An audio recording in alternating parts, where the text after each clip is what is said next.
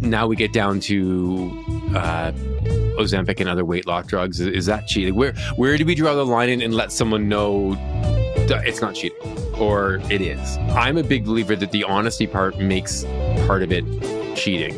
But then at the same time, I don't think you should have to broadcast, send an email out to all your friends and family, be like, just so you guys know, I'm going on a weight loss drug. You shouldn't have to do that. It's your own business.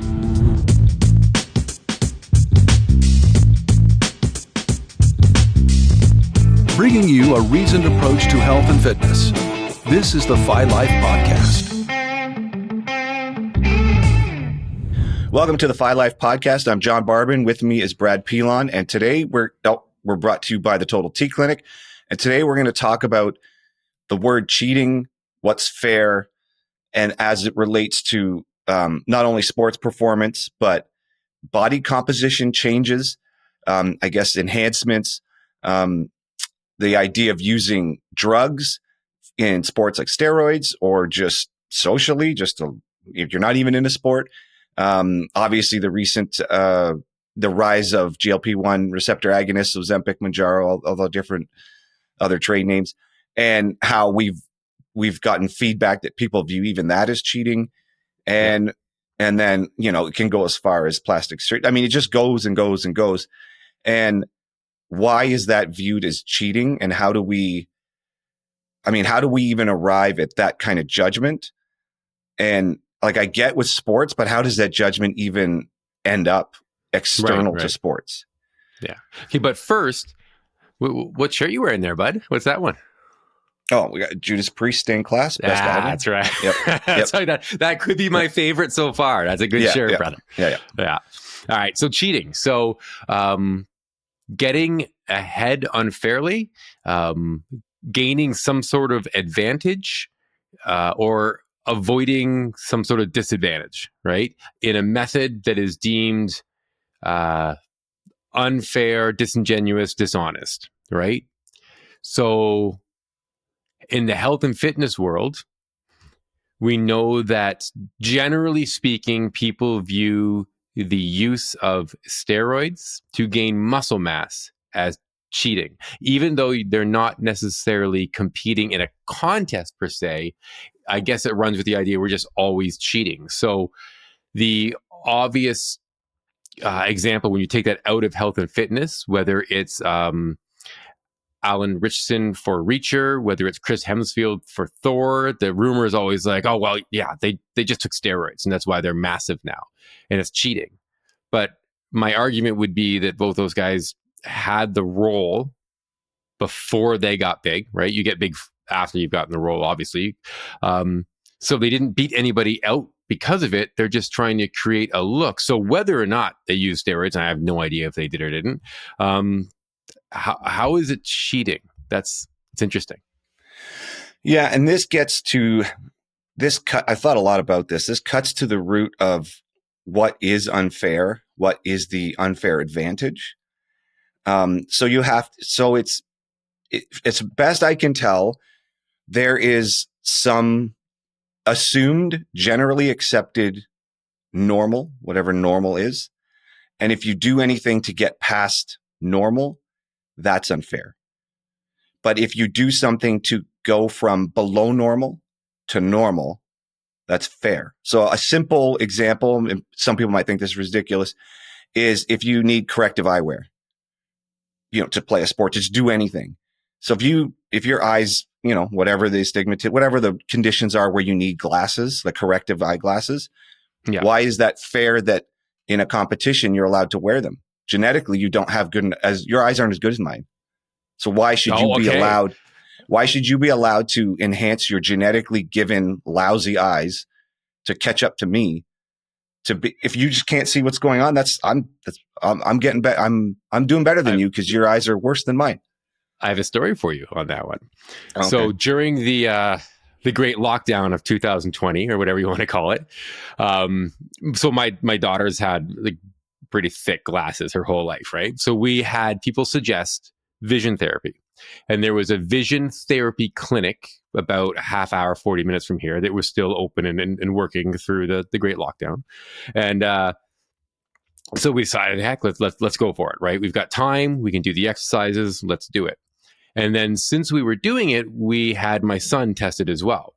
And in the process of being tested during this vision therapy thing, they're like, yeah, the reason he's a bit of a slower reader is he saccades when he reads. So he reads, flips back. He can't go cross. He kind of flipped back. So they're like, yeah, it might help him a bit. So he did vision therapy as well, mostly so that way both kids are doing the same exercises and it makes Heather and my life easier, right? Mm-hmm. So year of that, Briar's glasses are massively improved the prescriptions. So they're thinner. It's great. She's all happy.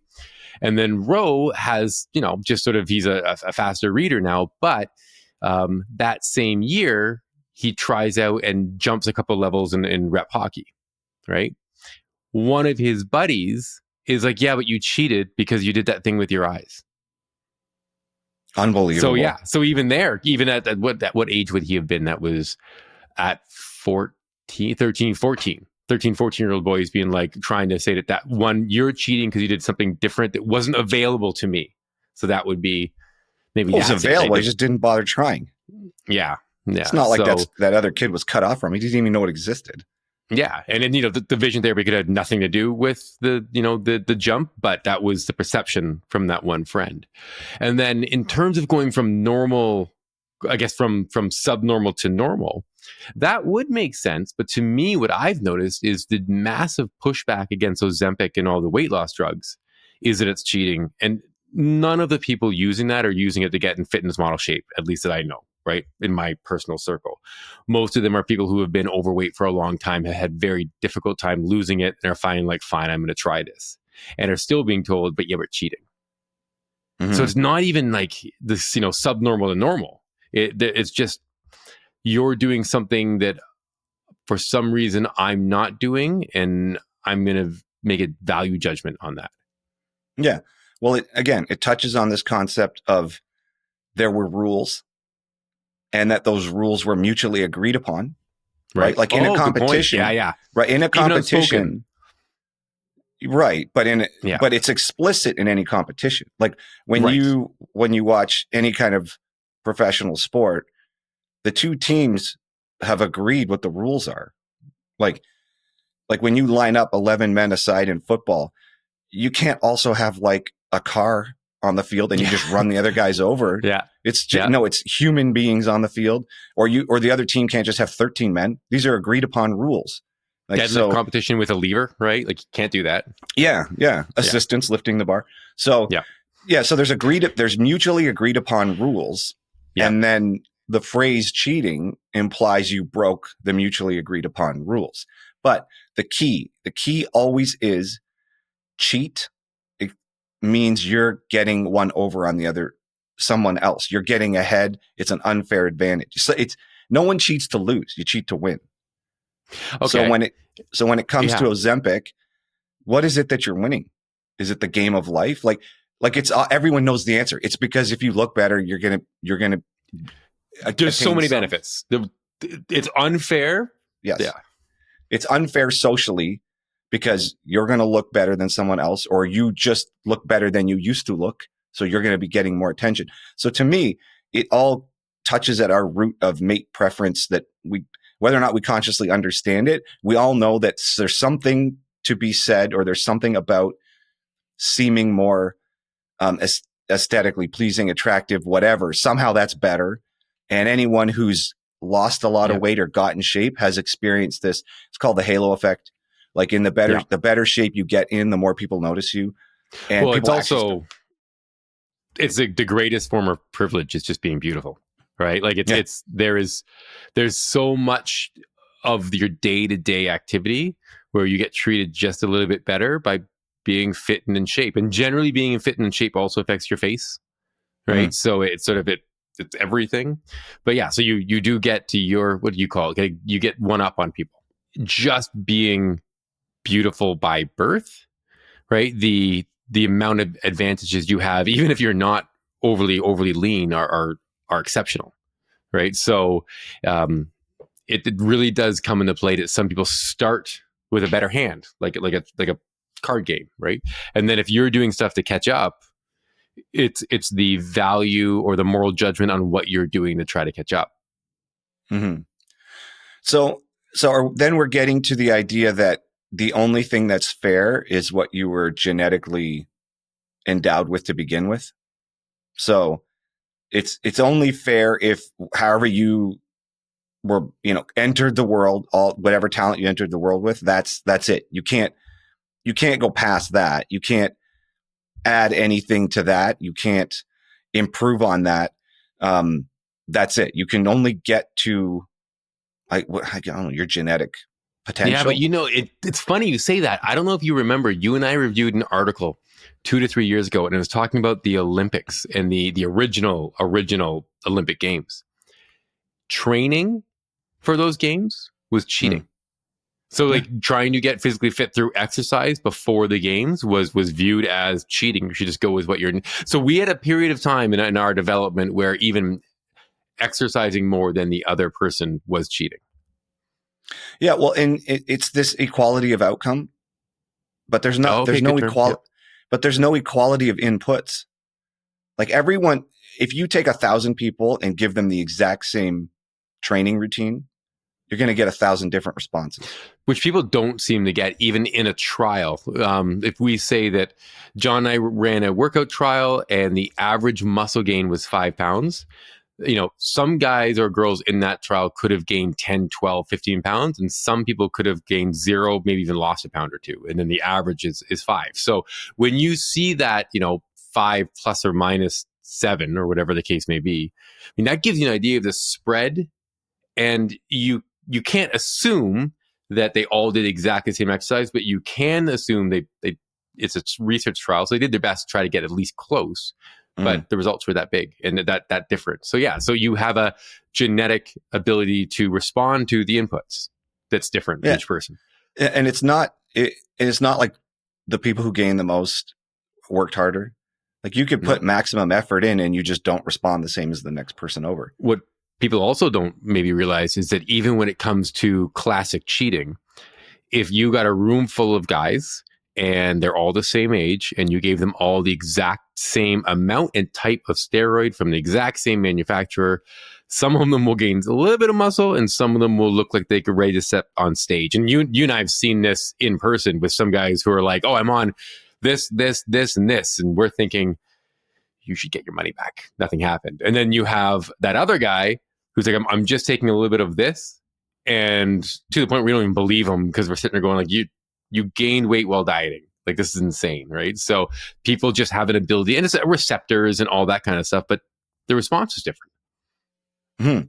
So when it comes to the idea of what's fair or not, are we working our way all the way back to this eugenic concept of, well, whoever won the genetic lottery and they don't get to enhance anything. It's just how they showed up in the world. And if they just happen to be bigger, stronger, faster than everybody, then that's the person we celebrate just by complete luck of genetics. Because I'm thinking about, again, Instagram, and I'm thinking about the guys and girls on that site who are like, yeah, hey, I'm either about to go on steroids or I'm on steroids. And all of a sudden it's not cheating because they're explaining it. So I wonder if it's the honesty component. Like we have, I can name his name because he talks about it a lot. Vince, right, came on Instagram a couple months ago being like, look, I've actually been on TRT for the last 10 years. And he's younger than me. So probably like since his early 30s, mid 30s onto his early 40s, mid 40s. And it was interesting when he had talked about it. And it's, if you guys want to, it's Vince Del Monte on Instagram. And he's completely open and talking about sort of his experiences with this. And he even talks about how, he did get tested and his testosterone was low, but then he does say, but that's not why I went on. I went on to get an upper hand, to get an edge, right? Like and yes, I needed it because my numbers were low. He goes, but the benefit was the advantage. And I remember when he first said that, I was thinking, that's unfair. Not from a physique point of view, but almost from a business point of view. Like we're kind of in the same space, right? And so if he's, able to kind of one up me by being on TRT, even if he needed it or not, for a brief period there, it kind of felt like cheating. And then the minute he started talking openly about it, it didn't feel like cheating anymore. So, and big props to Vince for doing that. And then it's actually worth you guys going and kind of reading what he said about it, just because he is being so transparent. But I feel that transparency makes a difference in whether or not I consider things cheating. Yeah. Oh, that's a really good point. Are you concealing it or not? And that's interesting that people will just, oh, well, yeah, this is what I'm doing. And many bodybuilders have finally come out and pointed out, like, yeah, what did you think? Like, we're not getting up to 200. But they did it after the fact, and that's difficult. Yeah. Well, okay, so here's one you and I have talked about, and we can never actually know the answer. So I used steroids in college intermittently, like off and on, because I literally just couldn't afford to do it properly. Yes, that's expensive. So right? I don't know, for 6 or 7 years, like through college and some amount of time after college. And then I've been on TRT since I was 40ish, so pushing 10 years now. Well, I'm 50 now, so yeah, 10 years. Right, yeah. And now I can't know if the steroid use led me to future low testosterone or not. Oh, okay, or yeah. if I would have arrived there anyways. I have done genetic testing, and I do have a condition called hypogonadic hypogonadism, which makes it sound like, that area should be like underdeveloped, but that only happens if it manifests itself in puberty. So, but I've read about it, and I only found that out when I did genetic testing about 3 years ago. If it manifests in adulthood, one of the side effects is, or one of the effects is, lack of testosterone production. But I wouldn't know that if I wasn't on TRT from 40. I wouldn't have found that out. But anyways, right. When I got measured, I was low enough, and I had all the symptoms that I felt lousy. I'm like, I want to at least explore, see if that's going to help. And it totally helped. Right. So at the time, like, workouts were just, joints were getting sore, but muscles weren't. It's like every time I worked out, I'm like, all I'm doing is inflaming my joints at this point. Like, nothing's feeling good. You constantly complained about it. Yeah. I was just like, just lack of libido, lack of energy. Just it's all the symptoms you pictured. I had like all of those. I'm like, I got to get this checked. Like, this can't possibly be. Is this just a normal decline? Is this how shitty being 40 is? Like, that sucks. So yeah. I got tested. I was, I don't know, like 300-ish, which is low normal. It's normal, but it's low. So that's when a prescribing physician be like, okay, let's see what happens here. And that's when I started TRT, that's when I was like, oh my God, I feel like I'm 20 again. Okay. Like this. Okay. So whatever this is, this feels way better. But the one thing that you and I have talked about is, do I have a higher base level of muscle from when I used steroids, basically just more testosterone than a replacement level? And is that always with me now? Like, did I can just use that against you whenever I want. Yeah. Yeah. But did I once a cheater, always a cheater kind of idea? Kinda. Like, did I push a base level up to some degree where I'm always got a couple extra pounds of muscle that I just wouldn't have had otherwise? I don't know. We can't relive my life without them. It's just what it was. We've suspected, and again, there's no data or research to prove this, but you and I have suspected all along that there has to be some extra muscle that sort of lingers afterwards. Yeah. We also did, remember, based on like our right size calculations, when you were heavier, we were suspecting at 6 foot to be contest, like photo shoot ready for Adonis, you'd have to come in around 184 pounds. And in your pictures for Adonis, I think you were like 188, 190. So then the question is there 4 or 5 pounds available to you because of that training? Or is the fact that you've been training for so long just skewing those numbers slightly? Again, we'll never know. Mm-hmm. But it is interesting, because then you could kind of claim on anyone who's ever used cheater, right? But then that raises a question. So think about, I'll give you a couple examples. Let's say hypothetically we used a sports supplement back in the, late 90s. And then it was one of the ones where they're like, that one was spiked with steroids. So I don't think anybody would call us cheaters because we didn't know, right? Or you have the recent research being like, actually, you know what? There is mechanisms whereby you could consider ibuprofen use, like Advil, as a slight anabolic.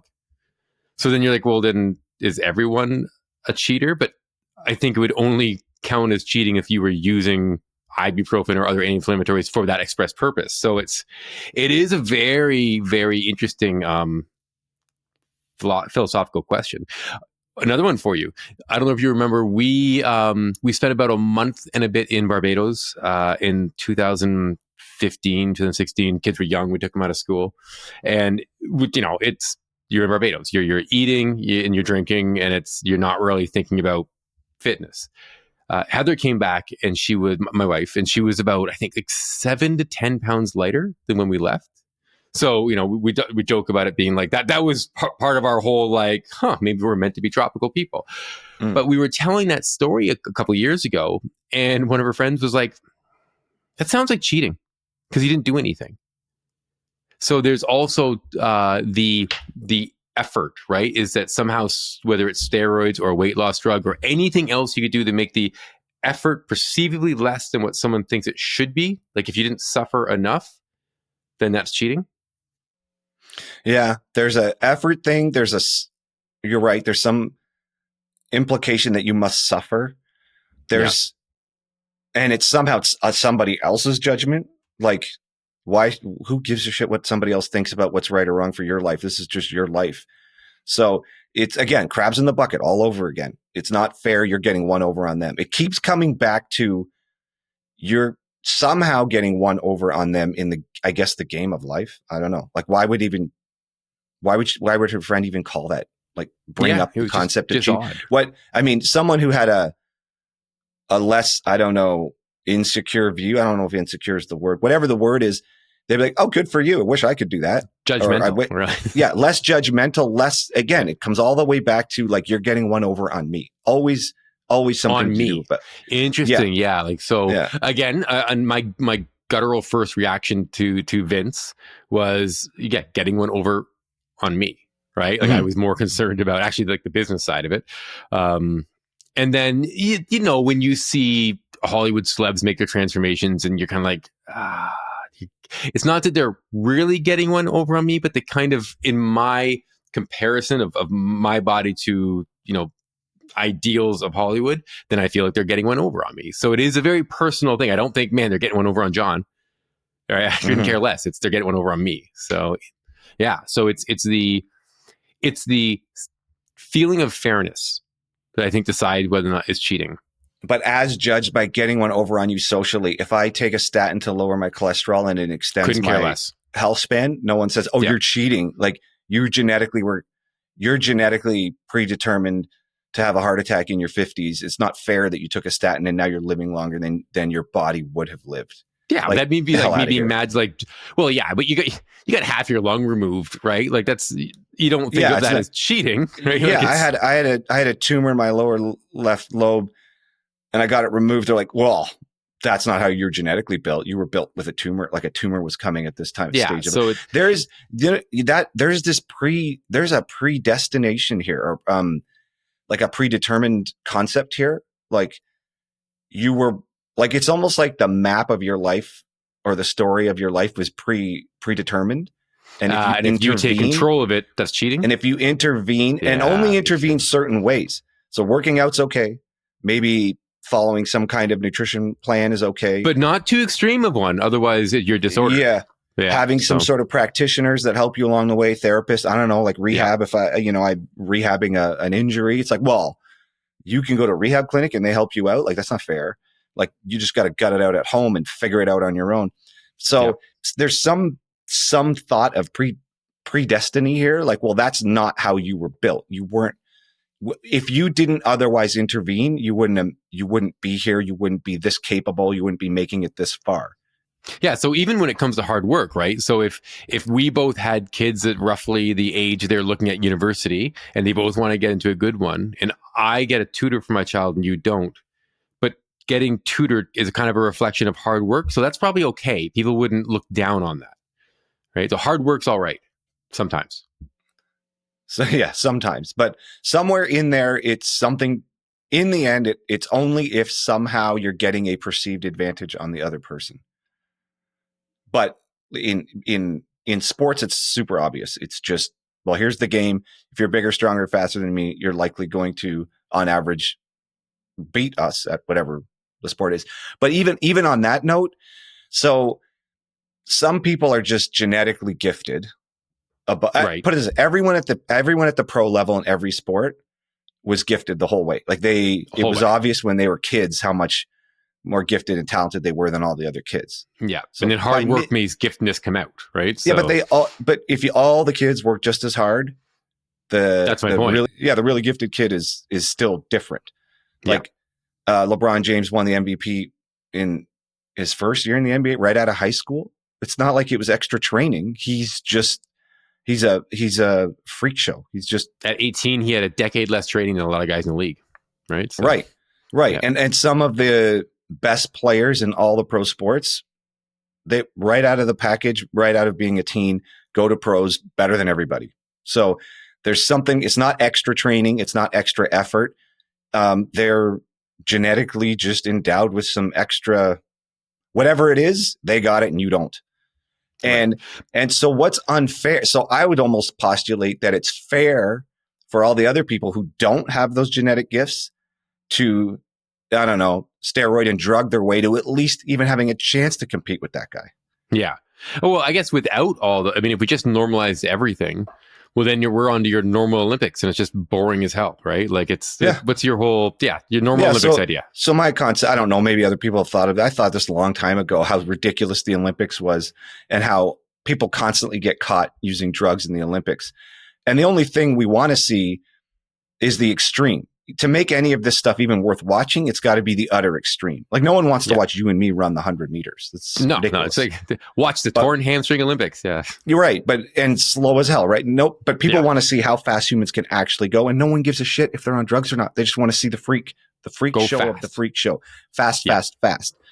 So, and there were certain races like when Ben Johnson got caught and stripped of the medal, it turned out every other person in that race was also on drugs. So what are we on that?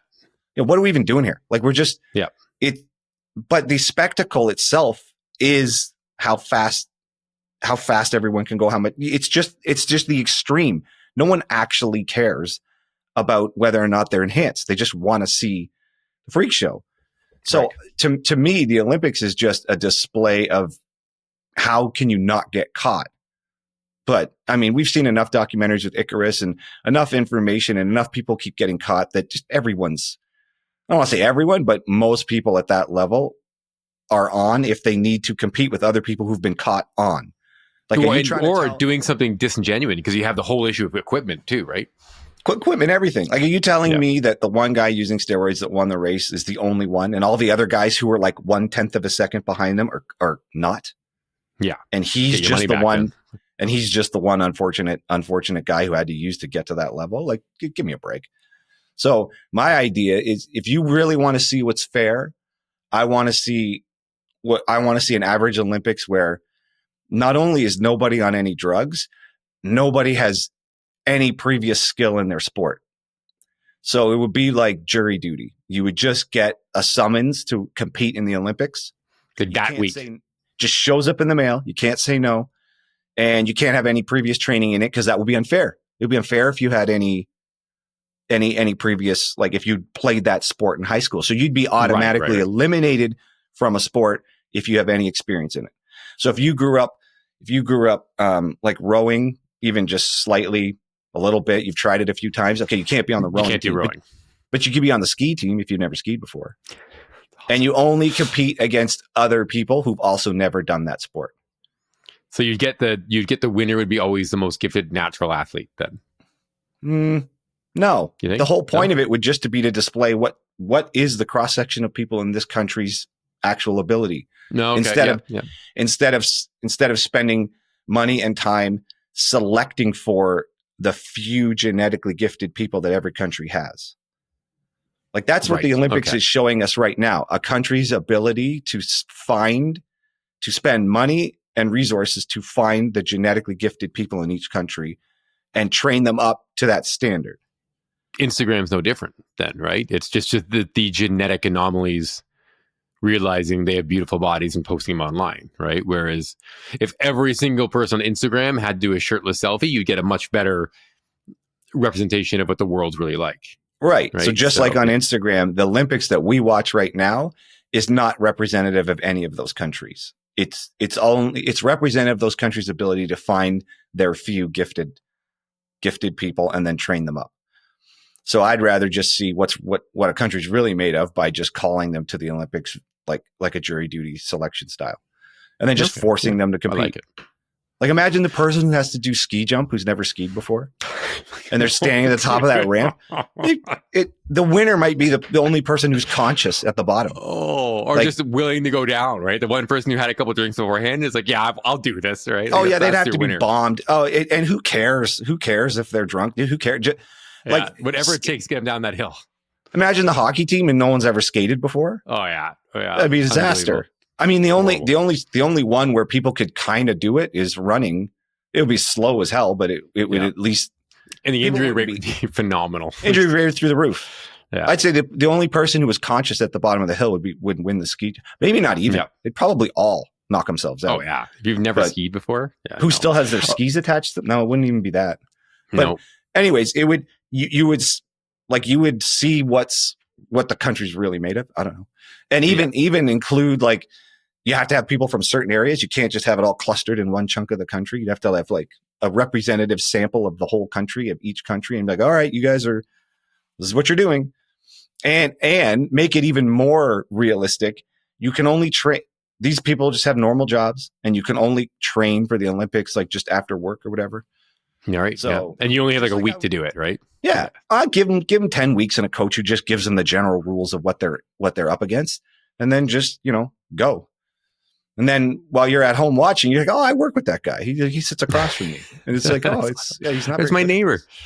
Yeah. Yeah. Anyways. Oh man. Okay. So then for our listeners, viewers, so what's the takeaway? Is that one,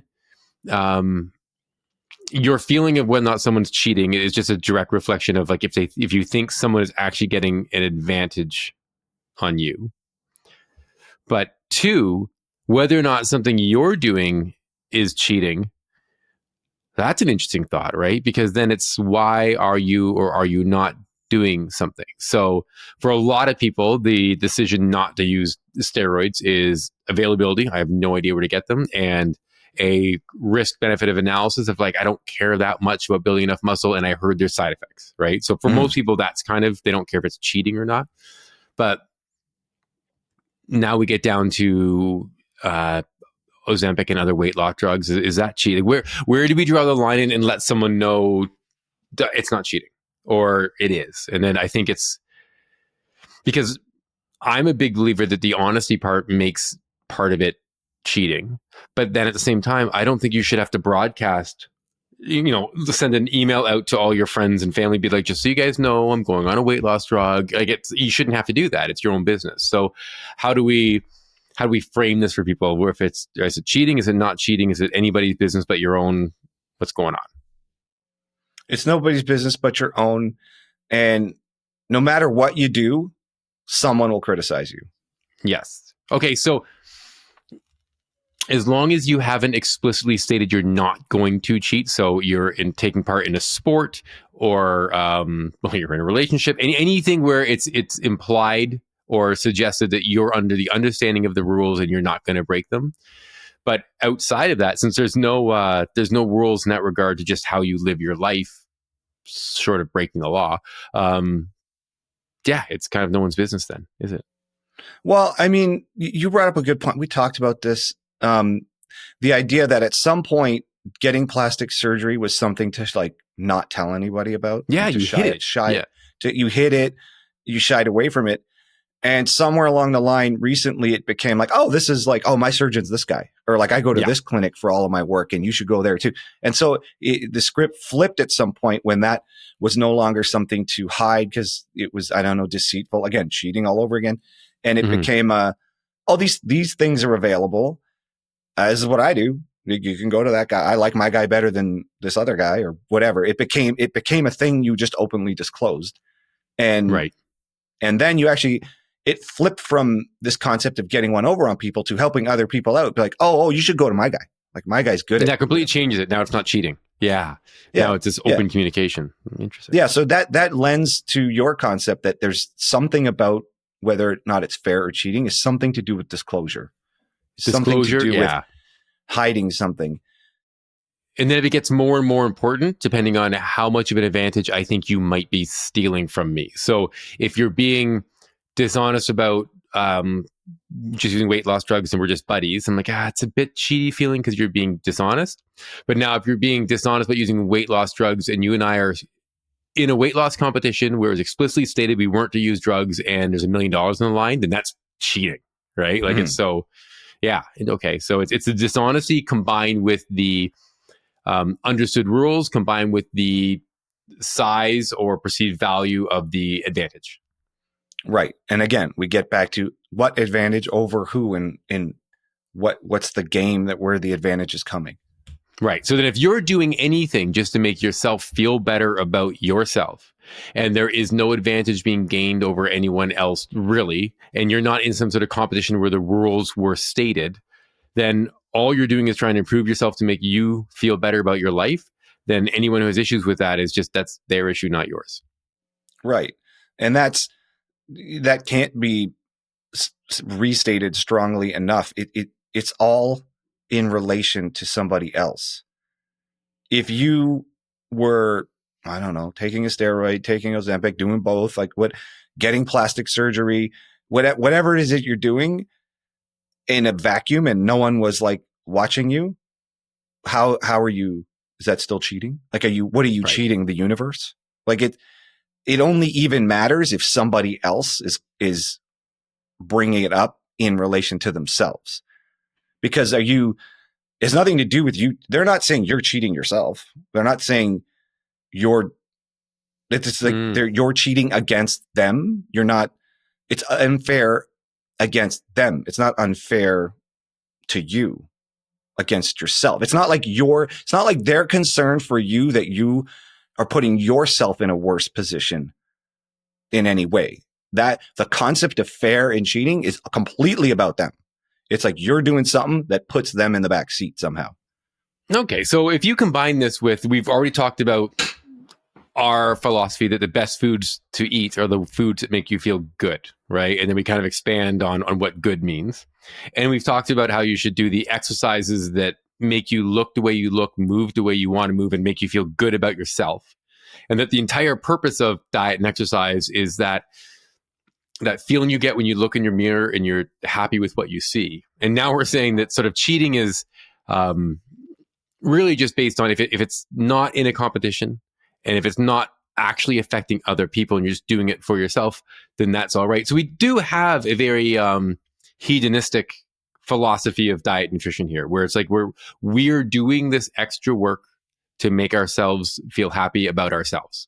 And we get that that's going to rattle some people, but that's always been, I think, even people who work out just purely for the health aspects, you feel good about the fact you want to live longer, I guess, but it's always about, I want to feel better about myself in some way.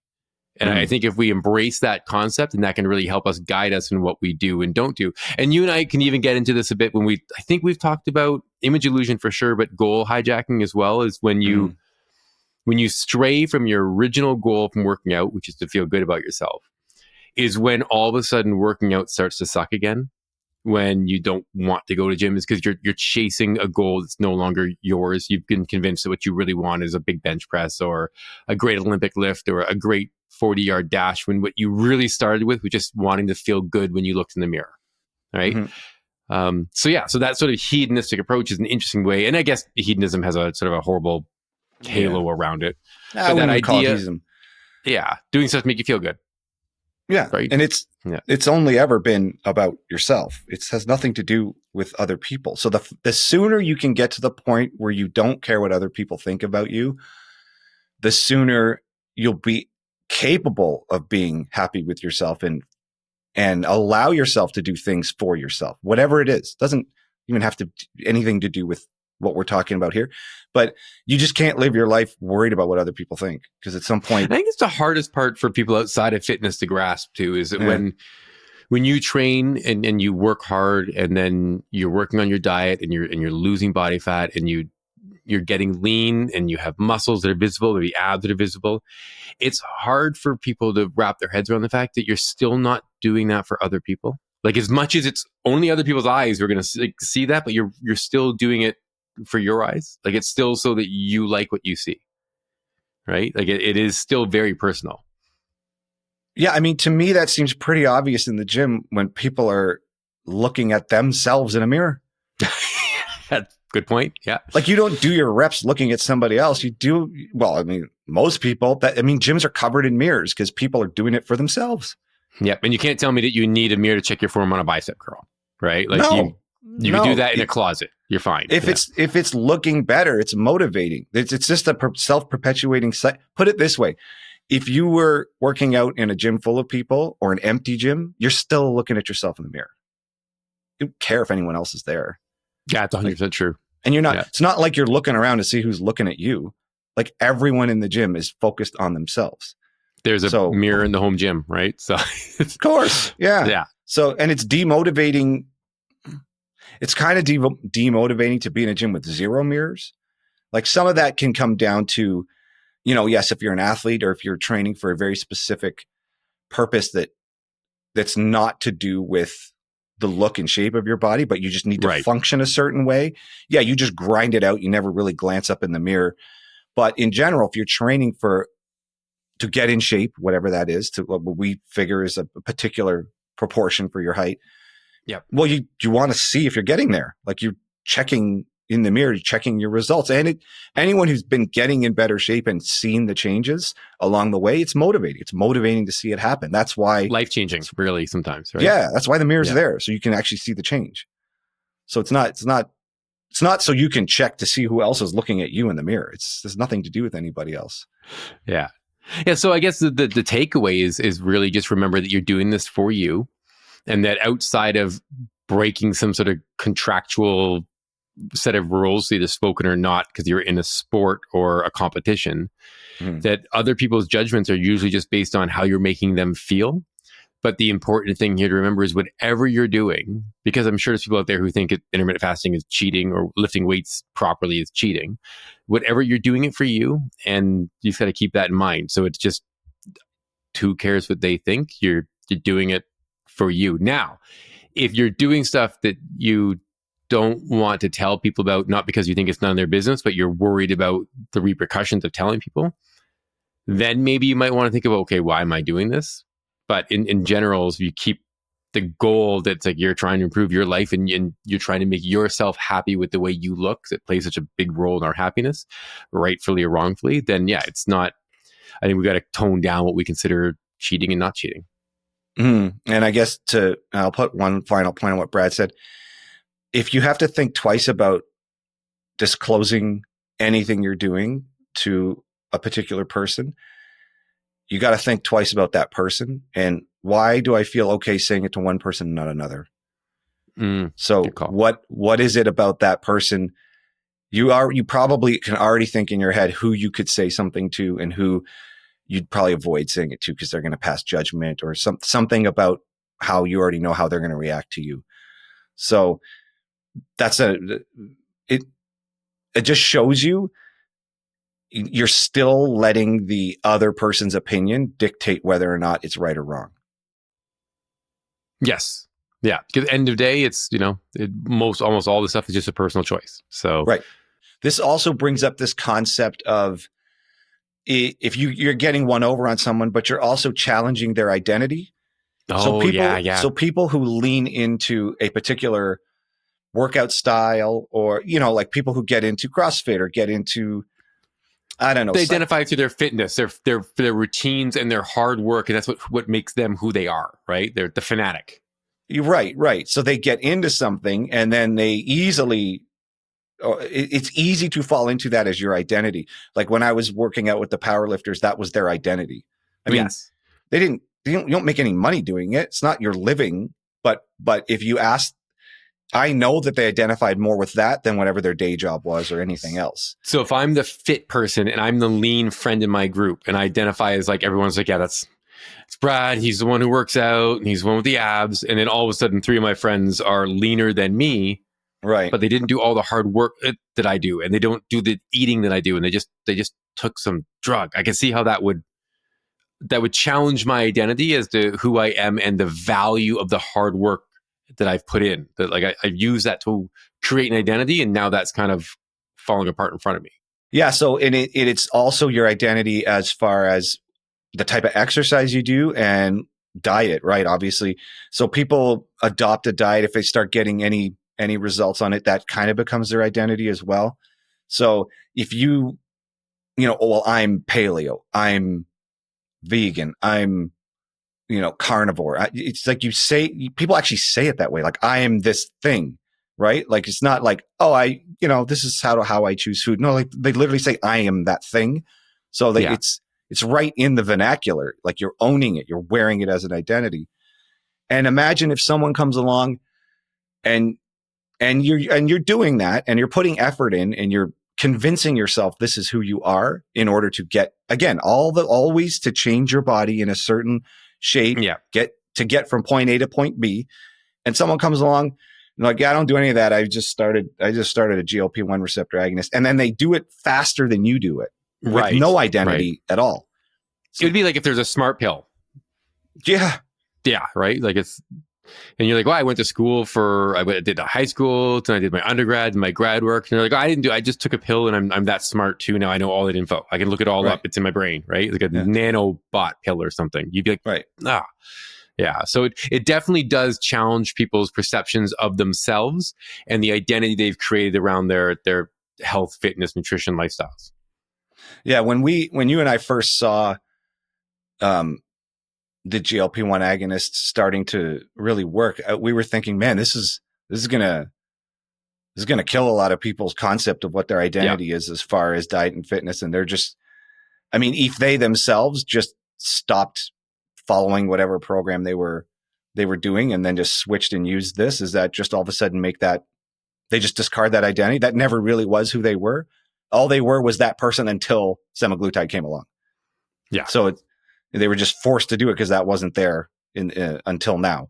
So it definitely put those things are here to stay, and they're going to be making waves. But that's another major thing that touches on this concept of fairness. And I think it's another reason why the idea of what's fair and the idea of cheat comes up when it comes to these weight loss drugs. And it's only because they actually do something.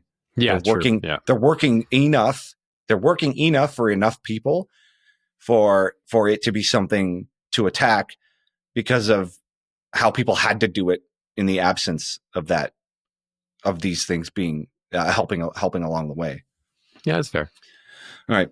So, I mean, there's obviously more we can talk about, but I think we can leave it there for today. So for Brad Pilon, I'm John Parbin, and that's your Phi Life Podcast.